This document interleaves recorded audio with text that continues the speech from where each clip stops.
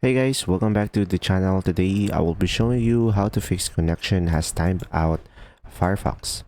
So first thing that you will do is you could just simply go ahead and go to the top right corner of the screen and then go to the three lines, and then over here you could just simply go ahead and go to the settings. So guys, from here you could just simply scroll down to the bottom until you see over here configure proxy. You would just simply select this one, and now from here you would just simply go for the no proxy option. So guys, sometimes if you turn this on, you should be able to fix the issue. So guys, sometimes if you have no proxy, it can fix the issue.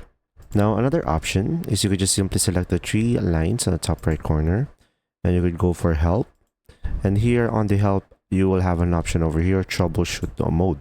So you will have an option that you could restart your Firefox because sometimes your extensions or themes or custom settings will be the cause of the reason.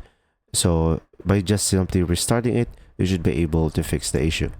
Now, if it doesn't, you could just simply use the search bar again and then search for network, guys. So from here, if we scroll down, we will have an option enable DNS over HTTPS using. So guys, turning this off fix the issue. There you go.